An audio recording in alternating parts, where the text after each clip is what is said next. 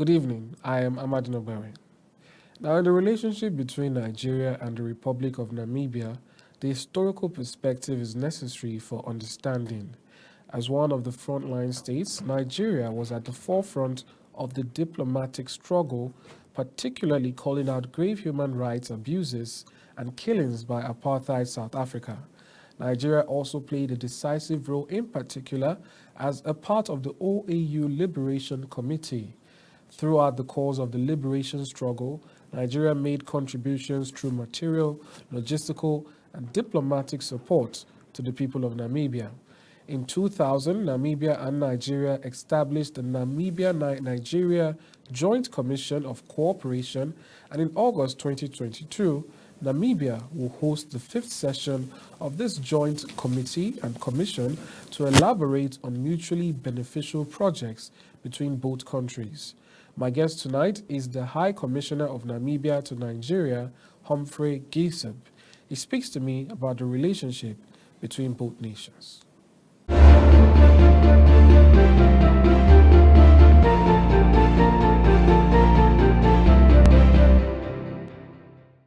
All right, Your Excellency, Mr. Geiseb, welcome to Top Talk.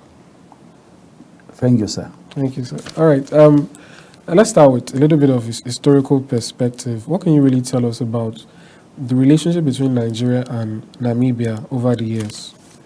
Officially, the diplomatic relations between Namibia and Nigeria were established on 21st of March 1990, when Namibia became independent.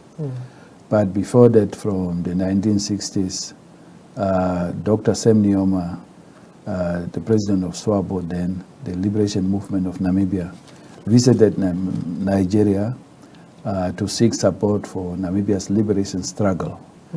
And since then, Nigeria has been supporting the people of Namibia during the long, difficult years of the struggle for independence. You may remember that during 1970s, the then leader of Nigeria, General Murtala Mohammed,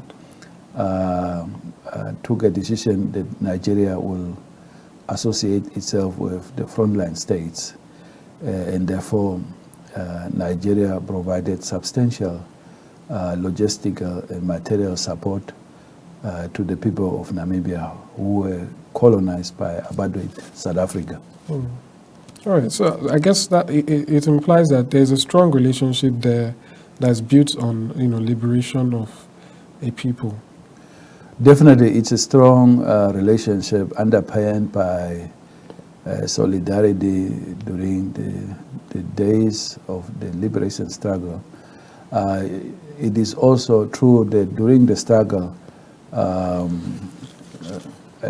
few groups of young people came to study in Nigeria. And overall, we have around 300 Namibian students who came to study in Nigeria when Namibia was waging the struggle for independence. So that historic background underpins today's bilateral relations. And therefore, one can say that the relationship between Namibia and Nigeria is quite strong. All right, now, something a little bit more simpler, and before we go back into deeper matters of diplomatic relations, how's your stay here been? You've been the High Commissioner for a while now. What can you tell us about your time in Nigeria? My time in Nigeria has been quite fruitful. I'm presently in Nigeria for more than 3 years.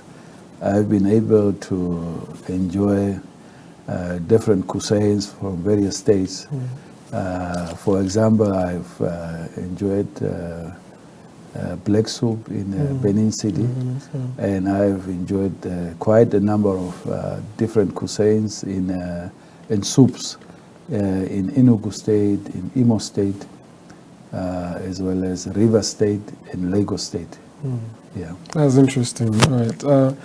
Now let's talk about some statistics, some figures that actually came from you about how Namibia has exports worth or has trade worth of $10 million a year, including salt and electronics. What can you tell us about that, and the what goes on behind the scenes with that whole system, and is that number is it something that is seen as great, or is it something that is seen as we can make it better? Or tell us about that, the trade between Nigeria and Namibia. Yeah, the trade between our two countries currently stands in Namibia's favor. So we are exporting around 10 million US dollars of salt and electronics. Namibia is a big producer of salt, mainly from the Atlantic Ocean, and we have several salt companies that are exporting salt in bulk throughout the whole world. The salt here is, of course, coming to Nigeria to be used in various industries, including the oil and gas industry. The electronics also quite popular here. And one can say that there is still room for increasing trade between our two countries. Once we find partners that can explore importing some products from Nigeria to Namibia, as well as other partners who may bring Namibian products to Nigeria. We are very strong in the area of fruits. We produce a lot of grapes and dates in Namibia, and we see scope for Nigerian partners to import grapes from Namibia. When you go to the supermarkets here, you see quite fresh fruits that are imported, and it's just a matter of time before there will be imports from Namibia, especially fruits like that.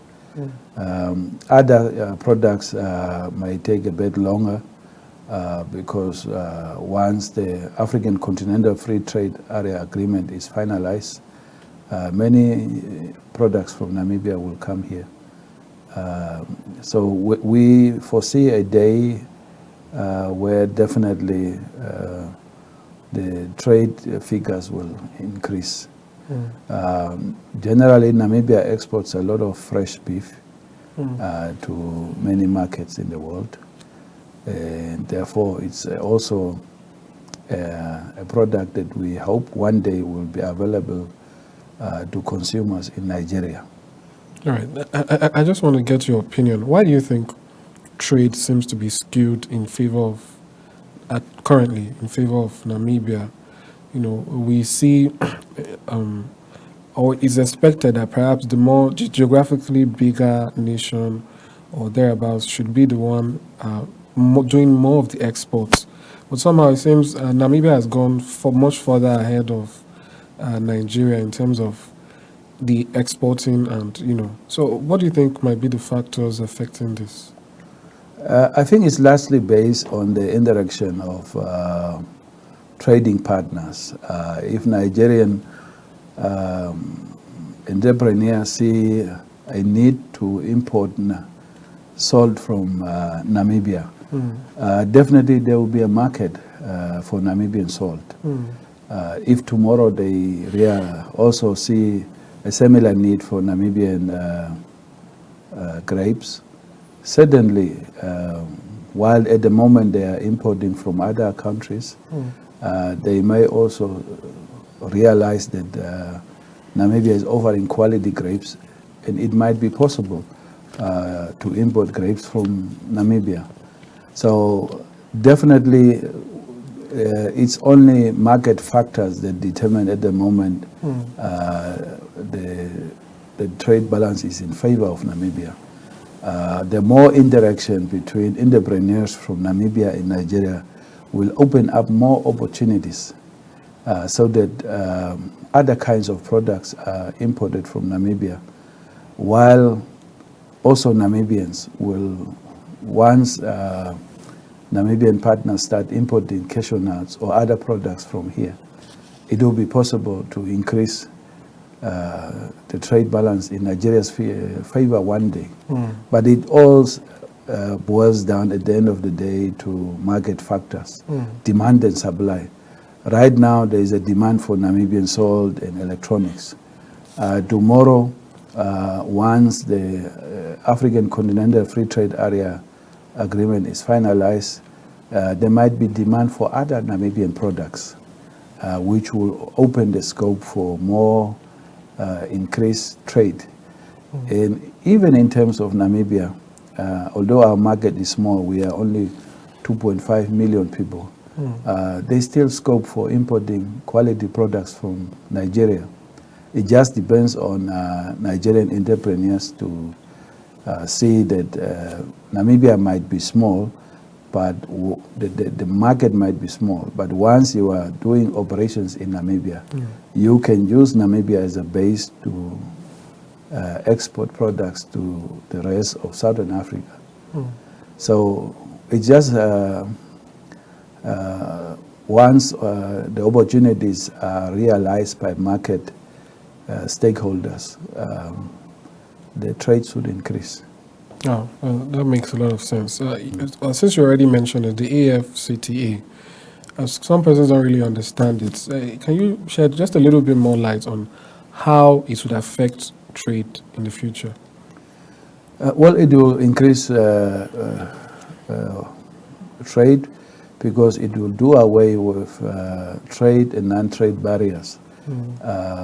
It will increase the market access for producers from all African countries to the markets of other African countries.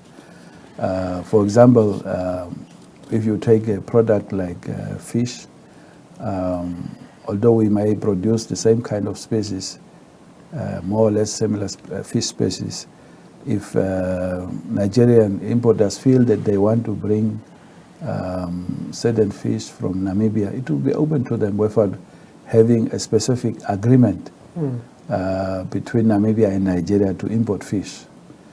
Likewise, for Namibian beef, once this umbrella agreement is finalized, it will be free for Nigerian traders to import beef from Namibia and sell it to the market here. So it is a win situation for African producers because at the end of the day, the products they are producing will be open for African consumers throughout the continent. And that is why it will bring in a better day for African producers, and at the end of the day, it will bring in a better day for Africans, because increased trade means increased opportunities. Oh, that sounds like good news for the future. Now let's talk a little bit about the aspect of tourism. You know, I was at the commission just the other day, and I saw some, the hides of zebra and all that. It seems and I saw photos of wildlife and all that. So it seems Namibia has a selling point of nature, and so tell us more about the tourist aspects of Namibia and what Nigerians get when they head over to the country. Well, Namibia is offering a very rich tourism experience, and the High Commissioner of Namibia has been consistently promoting Namibia as a tourism destination for Nigerian travelers. We are offering wildlife experience, nature experience to travelers who are coming. We have a world-renowned park called Etosha Park, which is quite a big park that you will come and visit and see a number of animals. We also offer sea life experience in Walvis Bay, where you can take an ocean cruise and visit the seal colonies, as well as see different kind of bird species. We also offer a desert experience in terms of going to world-renowned tourism sites like Sources Flay, which is a very wonderful place where you can see the Sand Sea and also other attractions like the Dead Flay, where you have trees that have been there for centuries. So we are doing promotion to attract travelers from Nigeria, and we hope that one day, from the current level of 1,000 travelers from Nigeria to Namibia on annual basis, that number will increase either fivefold or tenfold, so that people of Nigeria can come and experience what Namibia is offering. So we took a group of tour operators in 2020 to go and see the specific sites, and the feedback we received from them is that Namibia offers quite a unique tourism experience that needs a more robust promotion. And we continue to work with different kind of tourism stakeholders in Nigeria. For example, recently we also discussed with the NANDA. It's an association of travel agencies of Nigeria, and we also hope that in future we can take a group of tour operators under the umbrella of NANTA, NANDA, to Namibia to expose them to our market. Oh, that's fair. And all right, now let's talk about power. I'm talking about power supply and energy really. There are reports that Namibia is set to key into green hydrogen, renewable energy. Now, what are your thoughts on Africa generally moving towards renewable energy, especially because, or with the discovery of oil in Namibia? How are you, combining those two realities now? You want to move towards renewable energy, but you also have deposits of fossil fuels which are in the current time still quite lucrative. And I know that Nigeria and Namibia have some kind of a relationship in terms of how to build up that oil and gas sector. So tell us about that approach to moving towards renewable energy, even while having oil reserves. Yeah, Namibia is a country that is well endowed with a lot of natural resources, including abundant access of sunlight. Therefore, over the recent past, there has been a lot of efforts to increase solar energy. Currently, the government is promoting green energy, hydrogen. Our president, Dr. Hage Geingob, went to the most recent World Economic Forum in Davos to promote this specific program. We don't see any contradiction between renewable energy and energy from oil and gas. We are promoting all of them. And we feel that having a mix of energy would be beneficial to all Namibians. So definitely we are promoting the hydrogen, green energy, alongside the oil industry. This year Namibia received good news that there are substantial oil deposits in Namibia, and in the near future that work will start. We also have substantial deposits of gas in the Kudu gas field, and it's open for investors from throughout the world, including Nigeria, to come and explore business opportunities of in this area of natural resources that Namibia is offering. All right, now let's just move from that into the tech aspect. What is the relationship between Nigeria and Namibia in terms of tech, especially with the fact that you export electronics here, is there some kind of way there's an exchange of information on how to better, key into, because tech is about the new revolution that is coming in, and everyone is trying to, follow the trend before it leaves them behind. So, what's the relationship in terms of tech? Yeah, in terms of technology, we are quite keen to work with Nigeria in the area of information and communication technology.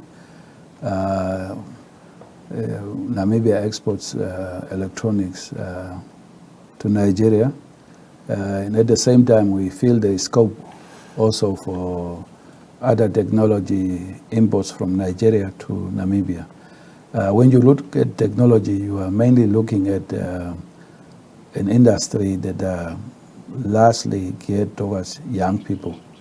So definitely when we bring together the young people of Namibia and Nigeria in the technology sector, we are opening opportunities for mutually beneficial projects. For many years, Namibia had the ICT Summit, where we would bring leading experts on different digital technologies to Namibia to come and make presentations. And we feel that once we open up and bring technology leaders from both Nigeria and Namibia together, they can come up with products that will benefit our young people as well as our two countries. So technology is important. I know of an expert on Bitcoin that goes to Namibia to advise one of our universities on various trends and elements of digital currencies and so on. So where the expertise is, if there is technology expertise in Nigeria in specific sectors, we will be more than interested to know of those expertise and to see how Namibia can benefit from that.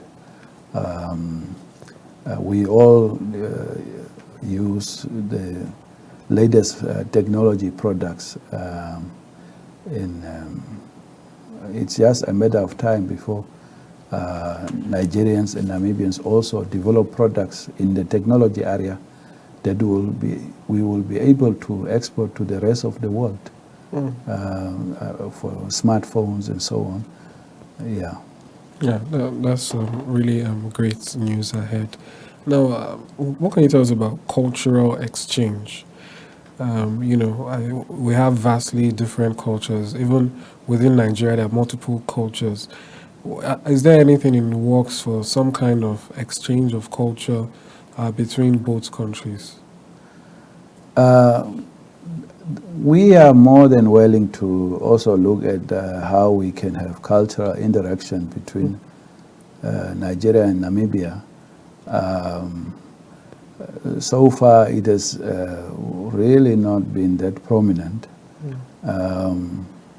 Although we have an agreement between, for example, the broadcasting corporations of our two countries. We just need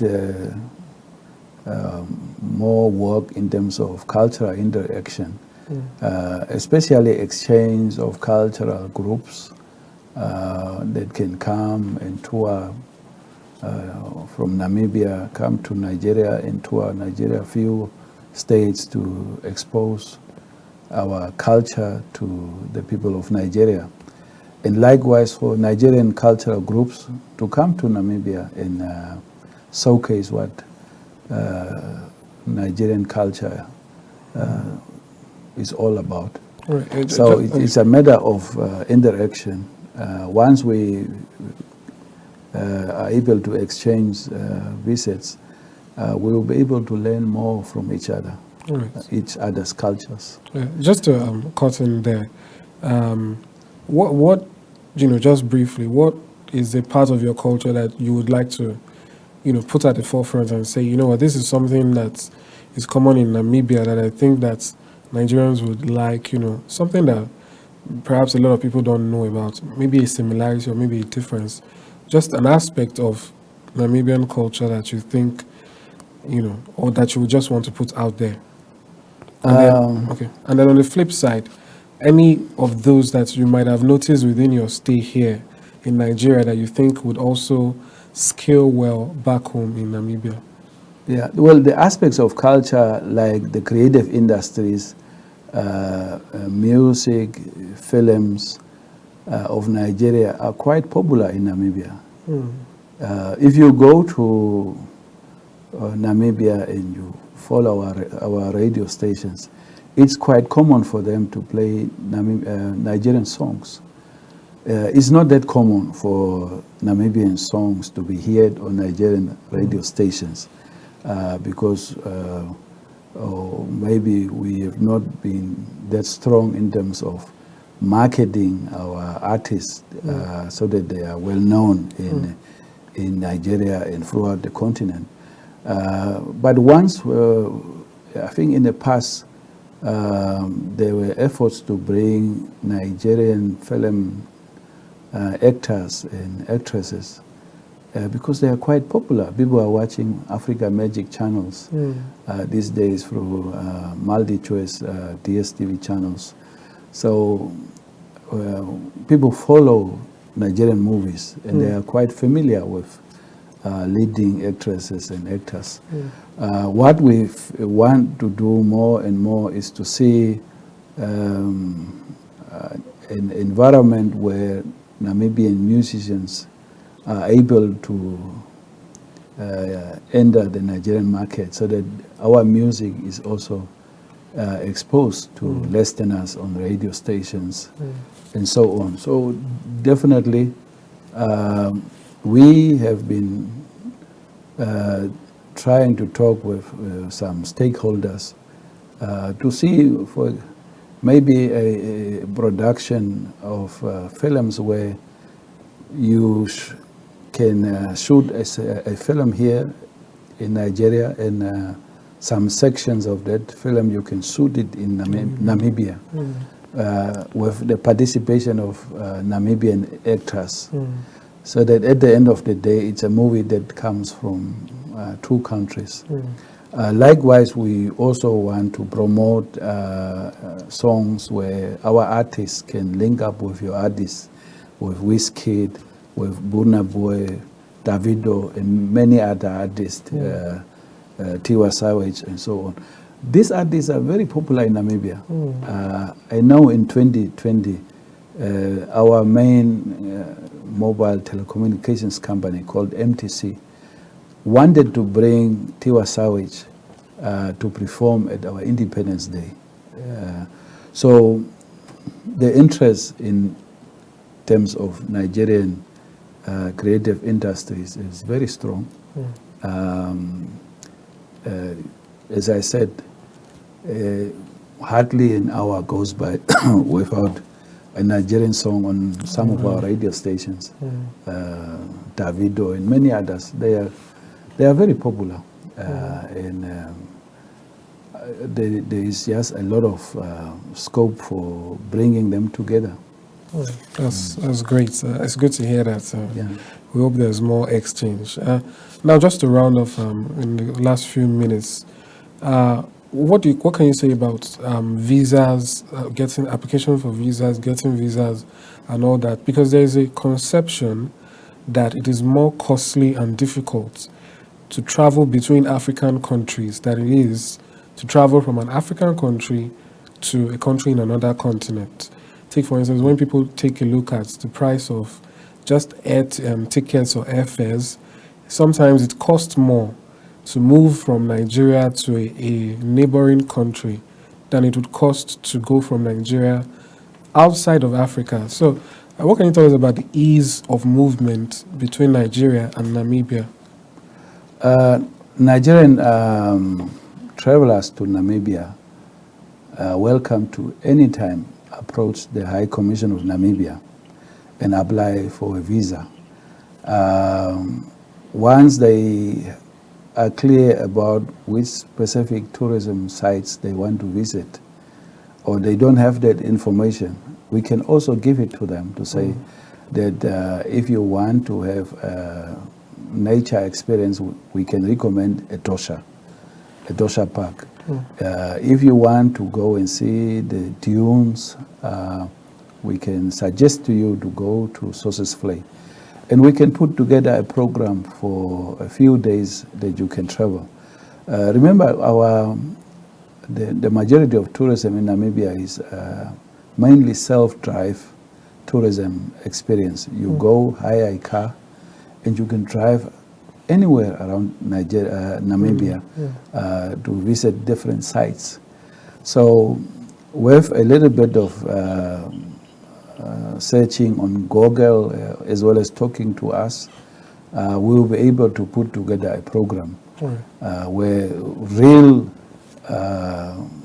tourists who want to go and experience Namibia are able to apply for a tourism visa and get that visa in a short time. For the rest of many African countries where we don't have a high commission or embassy, for like in Cameroon or in Chad, they are free to travel to Namibia and apply for visa on arrival. So in terms of the movement of people between different African countries in Namibia, we provide for a visa on arrival system where we don't have diplomatic missions. But in Nigeria, we have a high commission here in Abuja, in Asokoro. Nigerian tourists can come anytime and apply for a visa. We have a few requirements, like you need to have, once you travel to a certain specific places, you need to have sufficient funds so that you are able to pay for the different hotels, for game drives, and for different experiences. So the visa itself is not costly. We just need to give you specific recommendation in terms of places to go, so that you can, whatever you can afford, you can put it together in your tour program. All right. Now, we just have a few seconds left. So just to end it, an important question that I know a lot of people will be expecting. In terms of rivalry between countries, we know African countries tend to have this internal friendly rivalry. Now, the question now is there jollof rice in Namibia? We don't have jollof rice. So that rivalry is not there? No. But we have, with our neighbors, we may have a bit of rivalry in terms of who has the best beef, who has the best lamb. And obviously, in Namibia, we have the best beef and the best lamb. Even our neighbors may tell you that Namibia has the best lamb and the best beef, possibly in the whole world. Well, that's great to hear. I'll be looking forward to Nigerians who hear that and who might want to argue, with our own local suya here. But anyway, it's good. It's been good having you. Thanks for coming. Thank you so much, sir. Thank you. Thank you.